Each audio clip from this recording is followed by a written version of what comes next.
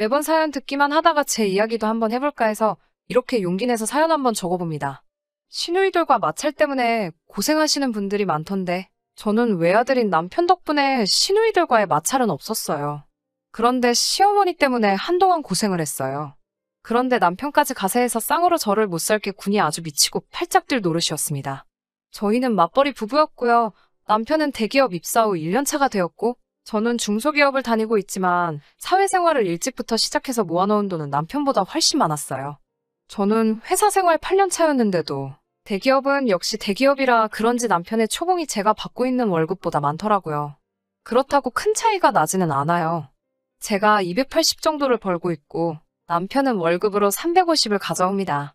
연말에 보너스가 있으니 대충 계산해보면 380에서 400 사이를 받아온다고 보면 될 것 같아요. 시어머니가 지방에서 큰 식당을 하십니다.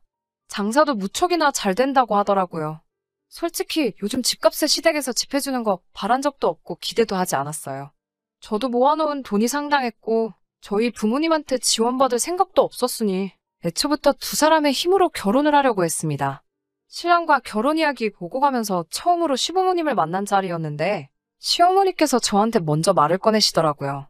저보고 형제가 어떻게 되느냐고요. 위로 오빠가 한 명 있다고 대답해드리니 저희가 결혼을 한다 해도 그 어떤 지원도 해주실 수 없다며 시작부터 못을 박으셨어요. 야무진 며느리 흉내를 내려고 한 건 아니지만 지원금에 대해서는 안 주셔도 상관이 없다고 대답해드렸지요. 저도 남편도 둘 다 직장 생활을 하고 있고 애초에 저도 양가 지원 없이 둘이서 시작할 계획이었다고 말씀을 드렸더니 시어머니께서는 너는 왜 결혼을 꽁으로 하려고 하느냐며 역정을 내시더군요. 그 말에 저도 한 말씀 드렸어요. 어머님께서는 방금 지원을 해줄 생각이 없다고 하셨는데 왜 저는 저희 부모님한테 돈을 지원받아와야 하는지 이해가 잘 가지 않는다고요. 대기업 다니는 아들을 데려가는데 맨 입으로 시집을 올 생각이냐며 그건 말도 안 되는 거라고 하시네요. 어차피 남편은 외아들이고 자기들 죽게 되면 그 재산이 누구 입으로 가겠냐고? 그런데 저는 딸인데다가 위로 오빠가 있으니 저희 부모님이 돌아가시면 아들이고 장남인 제 오빠가 대부분 가져가지 않겠냐면서 이건 수지타산이 안 맞는다고 하시네요. 결혼이 장사하는 것도 아니고 수지타산 운운하시며 자신들이 손해를 보는 거라는 식으로 말씀하시는데 어이가 없었습니다. 물론 남편이 대기업 다니면서 저보다 높은 연봉을 받고 있는 건 사실이지만 입사한 지 얼마 되지 않아서 모아놓은 돈이 없거든요. 애초에 저도 지원받을 생각 하나도 없었던 데다가 결혼하게 되면 양가 지원은 받지 않지만 제가 모아놓은 돈 7천을 그대로 신혼살림 차릴 돈으로 전부 사용하려고 하고 있었지요. 그런데 자기들이 손해를 보내 어쩌네 하는 것도 사실 어이가 없는데 유산 운운하면서 저는 제 돈을 포함해서 저희 부모님한테까지 손을 벌려야 한다고 하니 기분이 많이 상했어요. 다행히 듣고만 있던 남편이 분위기가 차가워지자 나서서 중재를 해줬어요. 제가 모아놓은 돈도 많고 시작은 월세방 구해서 해야겠지만 두 사람 벌이를 합치면 3년 정도 아끼고 모으면 전셋집 정도는 구해서 들어갈 수 있을 거라고요. 시어머니는 끝까지 제가 친정의 지원을 받지 않는다는 게 내키지 않은 듯한 표정이었지만 남편이 간곡하게 부탁을 해오니 그날은 잘 넘어갔어요. 시어머니 때문에 파혼하는 것도 그렇고 무엇보다 그 상황에서 제 편을 들어주면서 시어머니한테 맞서는 남편 모습에 오히려 저는 그때 결혼을 확신하게 되었네요. 제 스스로 10월드 입장권을 끊었다고 하실 분도 많지만 그때는 남편의 진짜 모습을 모르고 있었으니 어쩔 수 없는 결정이었어요. 아무튼 그렇게 양가 지원 하나도 없이 저희는 결혼하게 되었습니다. 결혼 전에는 남편하고 약속도 했어요. 양가 지원 없이 하는 결혼이니만큼 누가 더 뭘 해왔네 안 해왔네로 다투는 일이 없도록 하자고요. 물론 제가 모아놓은 돈이 공동의 재산이 되기는 하겠지만 남편의 수입이 저보다 많으니 그 돈도 언젠가는 따라잡히게 될 것이기 때문에 저도 제가 해놓은 돈 가지고 유세 부리지 않겠다고 이야기도 했습니다. 너희 부모님 유산 같은 거는 사실 관심도 없고 안 받아도 상관없으니 집안일도 서로 미루지 말고 반반하고 양쪽 부모님들한테도 상황에 맞게 똑같이 효도하자고요. 친정도 시댁도 거리가 꽤 먼 지방이라 시집살이 할 일은 없겠지만 제가 며느리니까 친정에 가지 못하고 이런 일은 없도록 하자고 했습니다. 남편도 제 말을 이해하고 그렇게 하겠다고 했고요. 물론 집안일을 물리적으로 딱 반으로 나눠서 할 수 없다는 사실을 알고 있습니다. 제가 퇴근 시간이 더 빠르기도 하고 남편은 아무래도 야근이 잦고 심할 때는 주말에도 출근해야 할 때가 있어서 대부분의 집안일은 제가 하고 있어요. 저는 그것에 대해서 한 번도 불만을 가진 적이 없습니다. 애초에 신혼집 월세방이래봐야 12평도 안 되는 조그만 아파트고 육체적으로 힘에 부치거나 하는 일도 없었으니까요. 그렇게 신혼 초반에는 어린애들 소꿉장난하듯이 알콩달콩 재밌게 잘 살고 있었습니다. 그런데 시간이 점점 지나다 보니 남편이 조금씩 집안일하는 걸 귀찮아하기 시작하더라고요. 둘이서 같이 쉬는 일요일 아침에 제가 식사 준비를 할 테니 그동안 남편에게 청소기 좀 돌려달라고 부탁했어요. 그랬더니 남편은 어제 청소기 돌렸는데 오늘 그걸 꼭 돌려야 하냐고 불평을 늘어놓더라고요.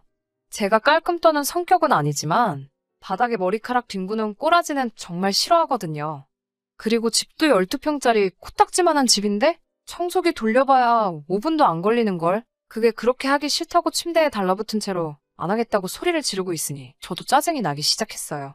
집안일은 서로 분담해서 하기로 하지 않았냐고 말하니 남편은 대번에 그건 애초부터 말도 안 되는 조건이었다고 반박을 하더라고요. 제가 빨래며 식사 준비며 청소며 웬만한 가사노동은 거의 저 혼자 도맡아 하고 있었는데 청소기 한번 돌리라고 했다고 불공평하다는 식으로 말을 하니 어이가 없었어요. 분담하기로 했지만 내가 거의 다 하고 있는 거 알고 있지 않느냐고.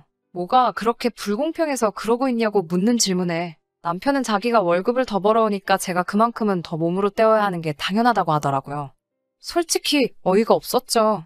자기는 결혼할 때 돈 한 푼 없이 몸땡이만 왔으면서 지금 당장 돈 얼마 더 번다고 제가 집안일을 독박으로 해야 한다는 논리를 펼치고 있었으니까요. 그래도 제가 결혼 초반에 돈 더 해온 걸 가지고 생색내지 않겠다고 한 부분이 있으니 그러면 생활비와 적금은 똑같이 내자고 했어요. 남는 돈은 알아서 하라고 했고요. 대신 집안일은 똑같이 분담해서 반반씩 하기로 하자고요. 남편이 용돈으로 가져가는 50을 제외하고도 여윳돈이 100 정도가 더 생기는 상황이니 남편은 신이 나서 그렇게 하자고 하더라고요. 그렇게 하기로 한 날부터 저는 확실하게 모든 집안일을 반으로 갈라놨어요. 빨래도 제 것만 돌려놓고 식사도 전부 제가 먹을 것만 따로 준비했지요. 청소와 설거지 같은 경우에는 날짜를 정해서 하루 걸러 한 명이 몰아서 하기로 해놓았습니다. 남편이 혹시나 냉장고를 열어서 제 밥을 먹으려고 하면 집안일 똑같이 반반 하기로 한 거 아니었어? 하면서 먹지 못하게 했어요. 처음에는 툴툴대면서 배달 음식을 시켜 먹거나 했는데 당장 출근할 때 신을 양말이 없으니 저보고 더럽고 치사하다면서 꼭 이렇게까지 해야 하는 거냐고 방방 날뛰기 시작했지요. 그날로 정확히 일주일이 지나고 나서 제게 미안하다고 사과를 해오더라고요. 집안일이 얼마나 힘든 건지 이제 알았다면서 고집 부려서 미안하다고 원래 하던 대로 돌아가자고 청소기만큼은 자기가 매일매일 돌리겠다고 하네요. 제가 알게 모르게 해주던 것들이 남편에게는 당장의 여윳돈 100만 원보다 더 크게 느껴졌던 거죠. 그리고 결혼하고 나서 얼마 지나지 않아 첫 명절을 지내는 날 부모님께 용돈 드리는 것 가지고도 한 번 다툼이 생기게 되었습니다. 각각 20씩 해서 봉투를 4개를 준비를 하고 있는데 부모님한테 드리는 건데 좀 더 쓰자고 하면서 50씩 넣자고 하더라고요. 제가 그건 조금 무리라고 했어요. 아직 저희가 신혼집을 구한 것도 아니고 월세로 버리면서 살고 있는데 전셋집이라도 구하려면 하루라도 아끼면서 돈을 모아야 한다고 반대를 했죠. 친정부모님도 일을 하고 계시고 시부모님도 식당 하시면서 큰돈을 벌고 있는 걸 알고 있는 상황에 개뿔도 없는 우리가 들여봤자 티가 나겠냐고. 50이든 20이든 부모님들께는 우리가 챙기고 있다는 마음이 중요한 거지. 그 액수가 크건 작건 간에 부모님들에게는 크게 와닿지 않을 거라고 설명을 했더니 저보고 부모님들한테 용돈을 매달 드리는 것도 아니고 명절이나 생신 때 한두 번 드리는 건데 그걸 아끼려고 한다고 아주 불효녀라고 말하면서 이죽대기 시작했어요. 기분이 나빴지만 안 되는 건 안 되는 거라고 우리가 자리 잡고 그때 용돈을 더 드려도 늦지 않는다고 한번 참고 말해줬더니 모처럼 자기가 대기업 취직해서 돈을 이만큼이나 벌고 있는데 낳아주고 길러주신 부모님들께 효도도 내 맘대로 못한다고 하면서 신세한탄을 하기 시작하더군요. 저는 완강하게 저도 우리 부모님께 조금이라도 더 드리고 싶은 마음은 굴뚝 같지만 지금 우리 상황에 이것보다 더 할 수는 없다고 말을 했죠.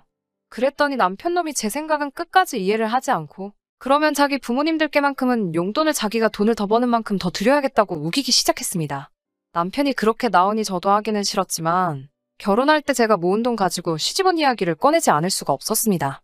지금 돈 더 버는 것 가지고 제발 그런 식으로 말 좀 하지 말라고. 그렇게 따지면 나도 결혼할 때 가지고 온 돈이 있으니 너가 그만큼의 돈을 가져오기 전까지는 너가 돈을 더 번다고 할지라도 맘대로 쓰게 할 수 없다고 하니 그런 게 어딨냐며 고래고래 소리를 지르더라고요.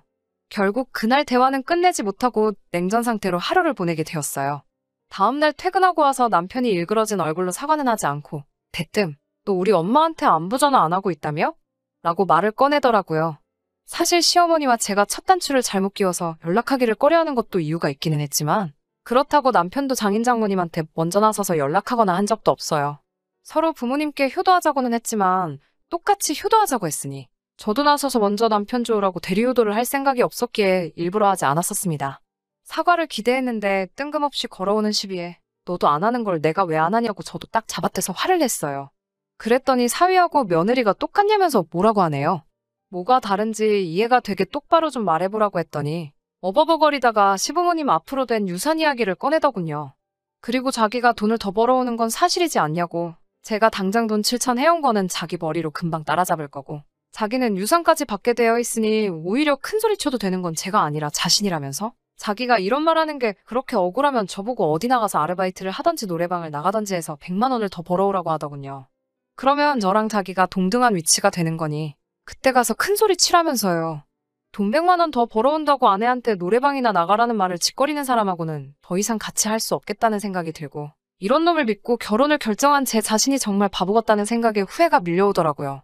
제가 아무 말도 안 하고 있으니 무슨 자기가 저를 논리적으로 눌렀다는 생각을 했는지 기고만장해서는 할 말 없으면 앞으로 자기가 원하는 대로 할 테니 알아서 기라는 식으로 말을 해왔습니다.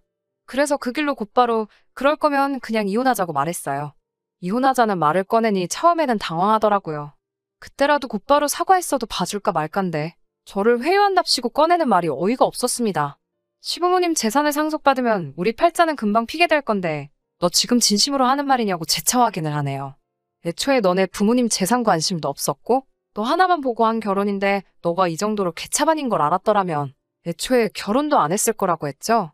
남편 놈은 끝까지 사과하지 않고 반반 결혼 처음부터 우긴 게 저였으니 제가 결혼할 때 가지고 온 돈도 이혼하면 자기가 반을 가져가야겠다며 이래도 진짜 이혼을 하겠냐고 합니다. 반이고 뭐고 알 거 없다고 당장이라도 이혼하자고 하고 저는 그 길로 짐을 싸서 회사에서 친하게 지내는 동료의 집으로 피신을 했습니다. 남편은 너 진짜 1억이냐면서 어디 한번 해보자고 먼저 이혼 변호사를 구했다고 연락을 해왔습니다. 그런데 결혼 전에 형성된 재산은 분할 대상에 포함되지 않는다고 한다는 걸 알았는지 시부모님한테 전화가 불이 나듯 오기 시작했어요. 그 와중에도 정성 어린 사과는 못할 망정. 그 자식의 그 부모라고 시어머니는 또 언제 상속받을지도 모르는 유산을 가지고 저를 회유하려고 하셨습니다. 정말 두 모자가 똑같다고? 그 유산은 저 다음에 보실 며느리한테나 물려주시고 저는 더 더러운 꼴 보기 전에 결혼 생활을 접겠다고 말했습니다. 돈 3, 4천 때문에 이혼을 뒤집으려고 하는 꼬라지를 보아하니 정말 그 남편 앞으로 받게 된다는 엄청난 유산이 실제로 존재는 하는가 하는 생각도 들더라고요. 정말 순식간에 지나간 1년이었습니다. 이제라도 지옥 같은 그 집구석과 영영 이별을 해버려서 참 다행이라고 생각합니다. 결혼은 정말 둘이서만 하는 게 아니었다는 사실을 뼈저리게 깨달았고 제가 새 출발을 할 수 있을지는 모르겠지만 좀 더 사람다운 가족을 만나 새 인생을 시작하고 싶습니다. 끝까지 들어주셔서 감사합니다. 오늘의 사연은 여기까지입니다. 구독과 좋아요, 알람 설정 부탁드리고 더 좋은 사연으로 다시 찾아뵙겠습니다. 감사합니다.